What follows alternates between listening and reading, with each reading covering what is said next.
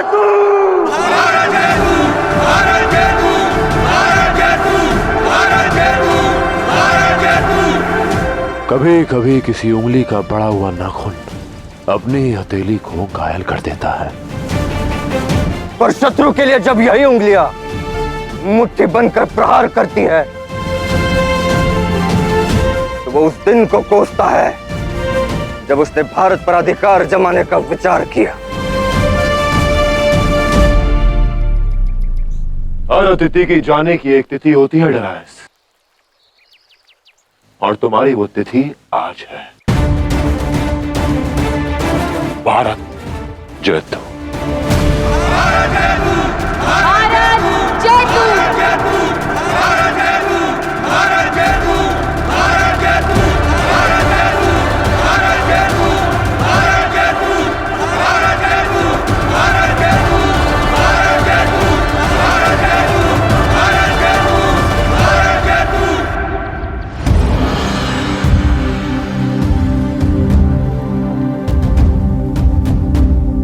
मैं चाहता तो तुम्हें इसी माटी में मिला देता जिसे तुम रौंदने आए थे, परंतु मैंने तुम्हें जीवित छोड़ दिया। जानना चाहते हो क्यों? क्योंकि मैं चाहता हूं कि तुम पूरे संसार में यह संदेश दो कि जो भी मेरी मातृभूमि पर बुरी दृष्टि डालेगा वो तुम्हारे भांति यहां से दृष्टि झुकाकर ही वापस लौटेगा।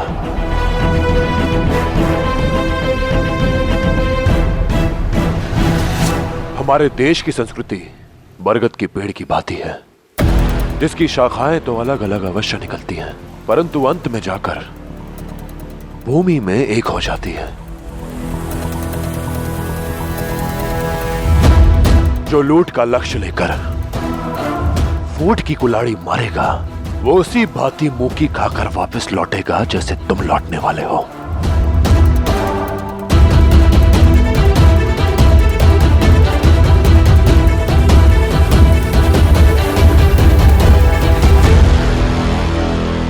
व्यापारी डरायस भी यहां खाली हाथ आया था, और अब फॉरेस्ट का अधिकारी भी यहां से खाली हाथ वापस जा रहा है।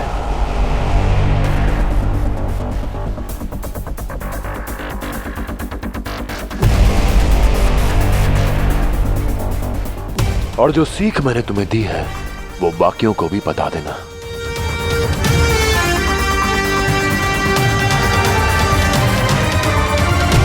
मां,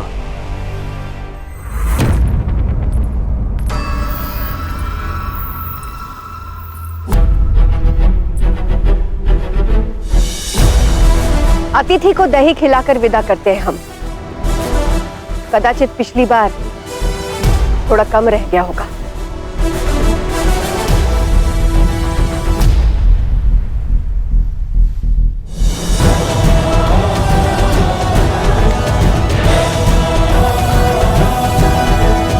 आशा करती हूं कि इस बार लौटने की सोचोगे भी नहीं तुम।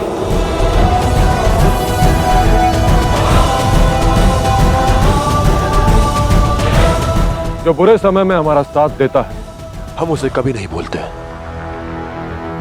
ये पुरु का वचन है राजकुमारी बारसीन, जब भी आपको मेरी आवश्यकता पड़ेगी मैं उपस्थित हो जाऊंगा।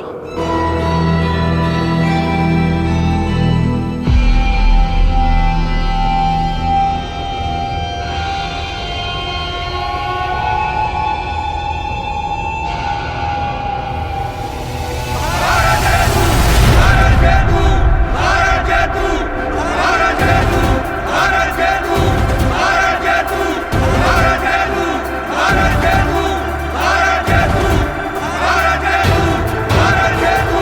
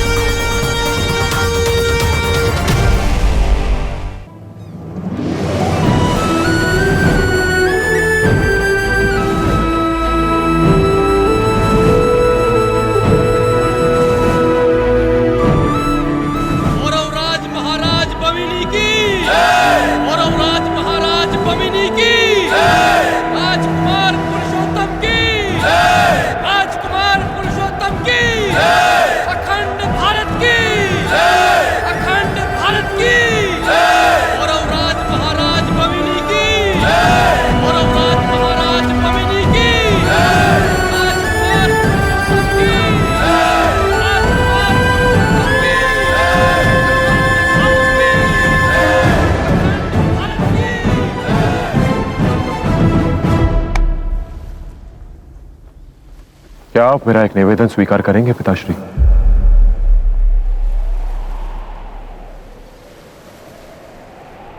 क्या कहा तुमने? क्या कहकर पुकारा तुमने हमें? पिताश्री, पिताश्री, पिताश्री, पिताश्री, पिताश्री, पिताश्री, पिताश्री।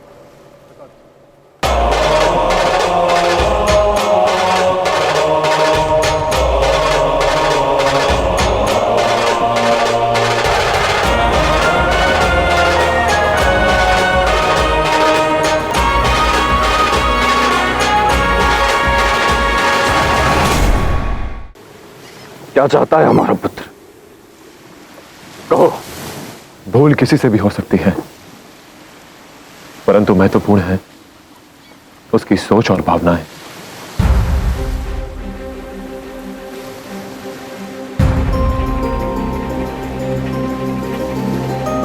और ताऊश्री,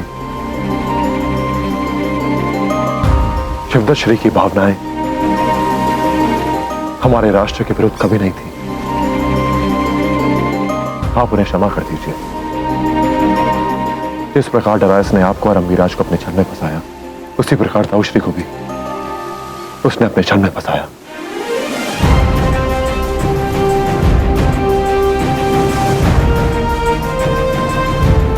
जैसा कि मां ने कहा था कि आज का दिन हम सबके लिए एक नया आरंभ है, और आरंभ के दिन अपनों का साथ ना हो तो आरंभ में आनंद नहीं आता पिताश्री।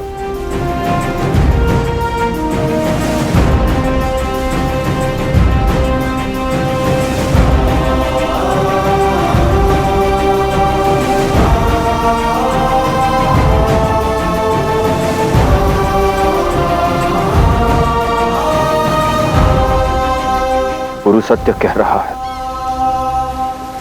आपने सदैव पौरव राष्ट्र की सेवा की है शिवदत्त श्री।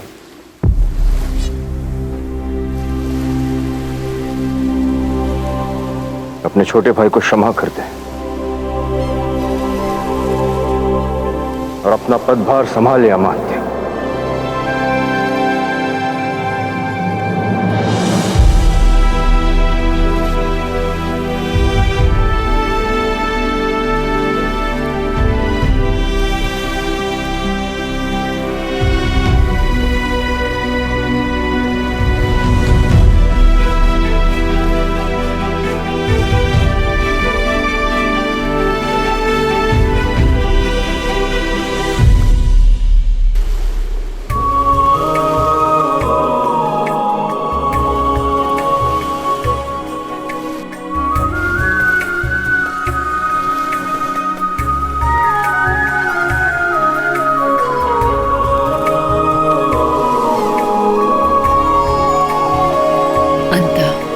मेरे बेटे पुरु को वो अधिकार, वो स्थान प्राप्त हुआ जिसका वो पात्र था। परंतु जीवन बड़ा विचित्र होता है। हर नया आरंभ एक नई यात्रा की ओर ले जाता है हमें। हमारा एक एक कदम हमें हमारी नियति की ओर ले जाता है। और पुरु की नियति उस अलेक्जेंडर से जुड़ी थी जो भारत की ओर बढ़ रहा था। पर भारत आने से पहले उसे कब्जे में करना था फारस।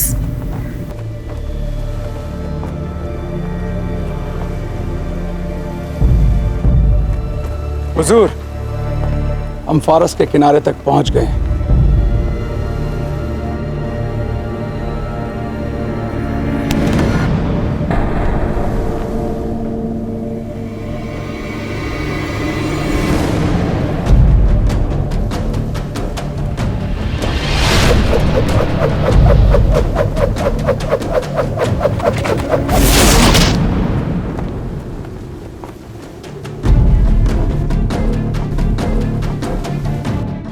ये दिन तारीख हमेशा याद रखेगी,